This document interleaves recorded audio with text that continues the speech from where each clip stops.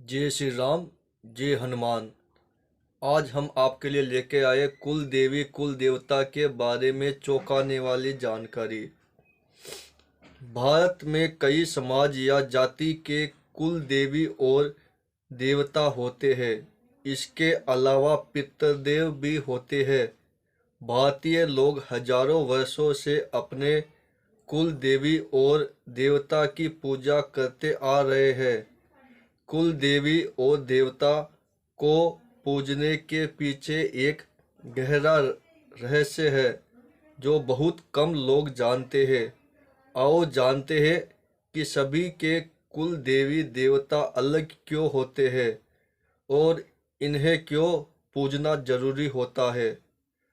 जैसे कि जन्म, विवाह आदि मांगलिक कार्यों में कुल देवी या देवता के स्थान पर जाकर उनकी पूजा की जाती है या इनके नाम से स्तुति की जाती है।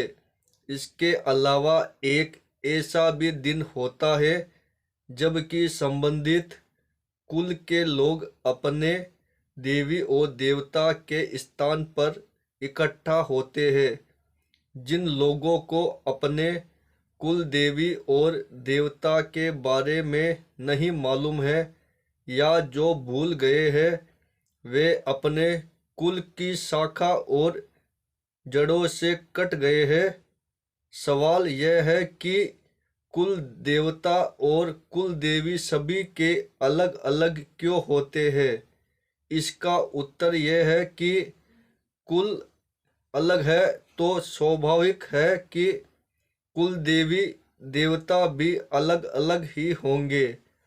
दरअसल हजारों वर्षों से अपने कुल को संगठित करने और इनके इतिहास को सुरक्षित करने के लिए ही कुल देवी और देवताओं को एक निश्चित स्थान पर नियुक्त किया जाता था।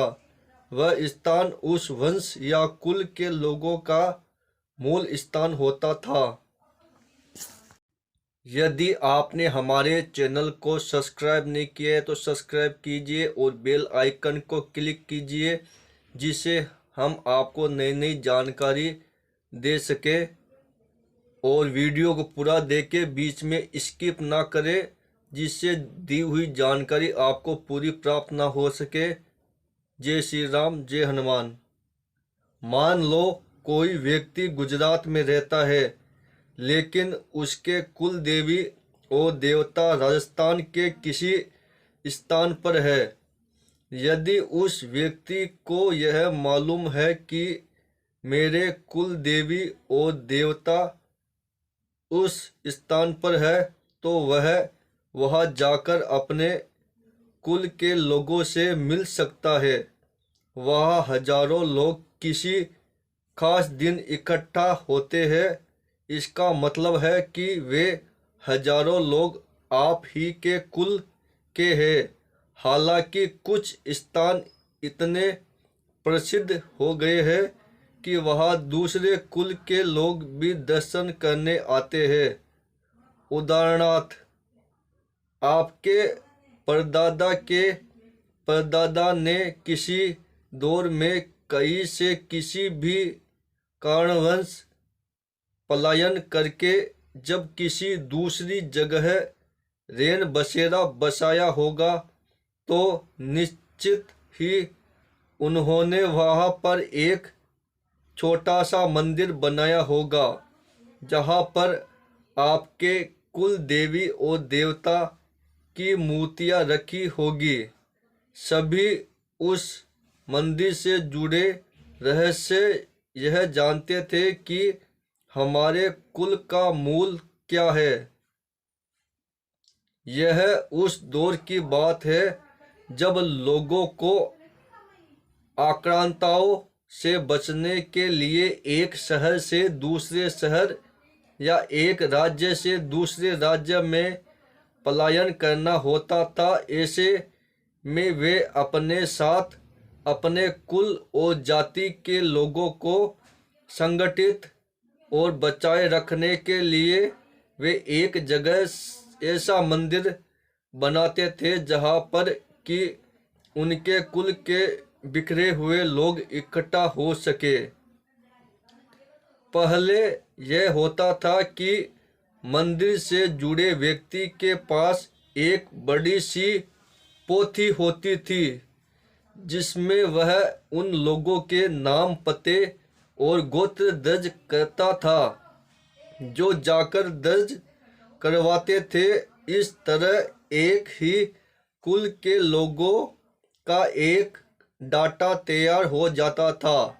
यह कार्य वैसा ही था जैसा कि गंगा किनारे बैठा तीर्थ पुरोहित या पंडे आपके कुल के और गोत्र का नाम दर्ज करते हैं।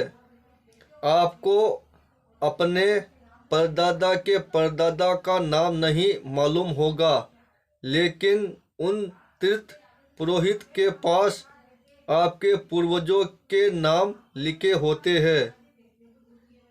इसी तरह कुल देवी और देवता आपको आपके पूर्वजों से ही नहीं जोड़ते, बल्कि वह वर्तमान में जिंदा आपके कुल खानदान के हजारों अनजान लोगों से भी मिलने का जरिया भी बनते हैं। इसीलिए कुल देवी और कुल देवता को पूजने का महत्व है। इससे आप अपने वंश वृक्ष से जुड़ रहते हैं। और यदि यह सत्य है कि आत्मा होती है और पूर्वज होते हैं, तो वे भी आपको कहीं से देख रहे होते हैं। उन्हें यह देखकर अच्छा लगता है और वे आपको ढेर सारे आशीर्वाद देते हैं। अब फिर से समझे कि प्रत्येक हिंदू परिवार किसी न किसी देवी देवता या ऋषि के वंशज से संबंधित है। उसके गोत्र से यह पता लगता है कि वह किसी वंश से संबंधित है। मान लीजिए किसी व्यक्ति का गोत्र भारद्वाज है, तो वह भारद्वाज ऋषि की संतान है। कालांतर में भारद्वाज के कुल में ही आगे चलकर कोई व्यक्ति हुआ है, उसके अपने नाम से कुल चलाया, तो उस कुल को उस नाम से लोग जानने लगे। इस तरह हमें भारद्वाज गोत्र के लोग सभी जाति और समाज में मिल जाएंगे। हर जाति वर्ग किसी न किसी ऋषि की संतान है और उन मूल ऋषि से उत्पन्न संतान के लिए वे ऋषि या ऋषि पत्नी कुल देव और कुल देवी के रूप में पूज्य है।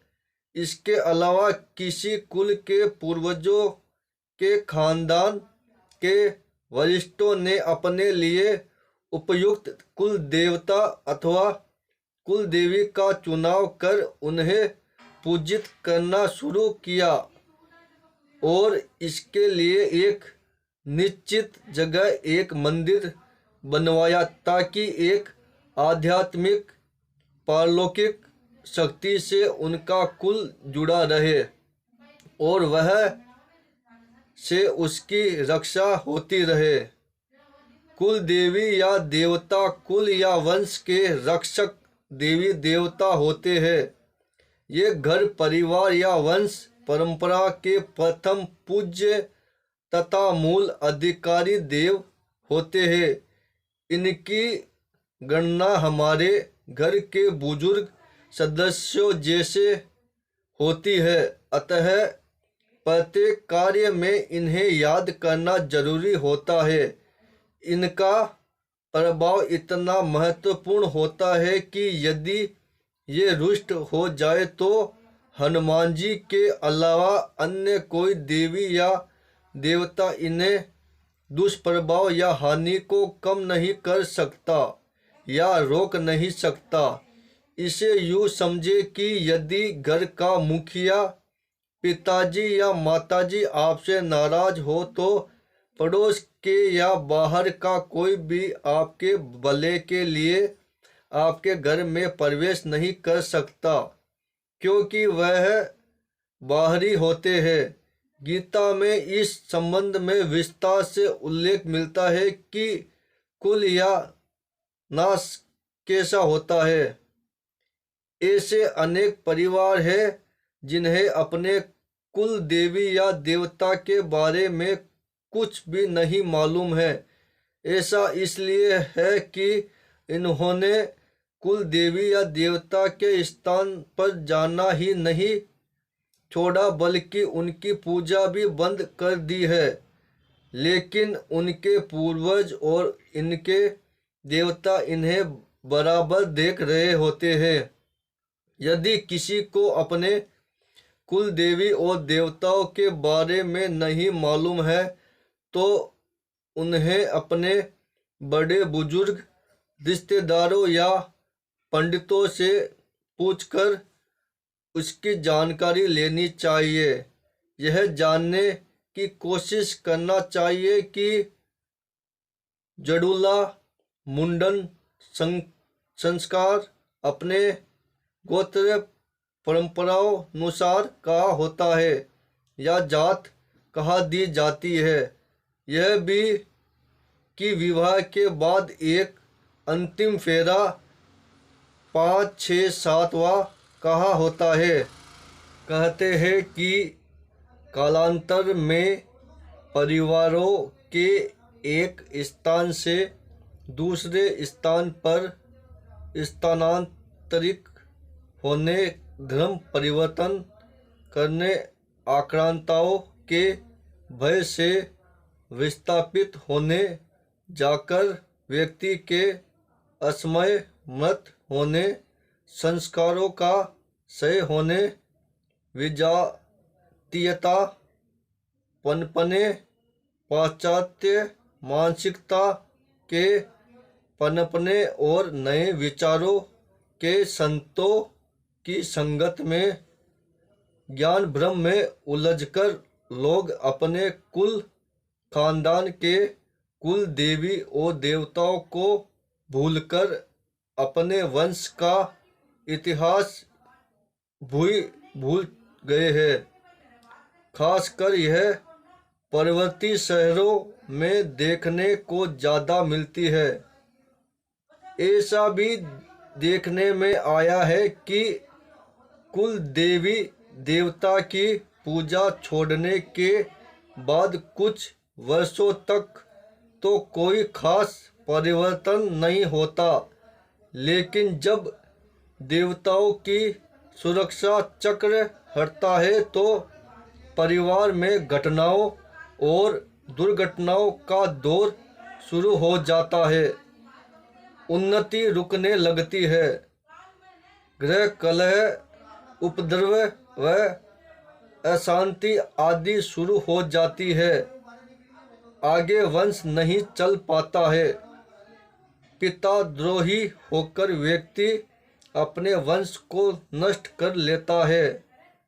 ऐसा इसलिए होता है कि कलयुग में लोग अपने कुल के देवी देवताओं को नहीं मानकर जगह जगह स्थानों पर भटकते हैं। उसी वजह से उनके कुल के देवी देवता उनसे रुष्ट हो जाते हैं, नाराज हो जाते हैं और वो आपसे मुंह फेर लेते हैं।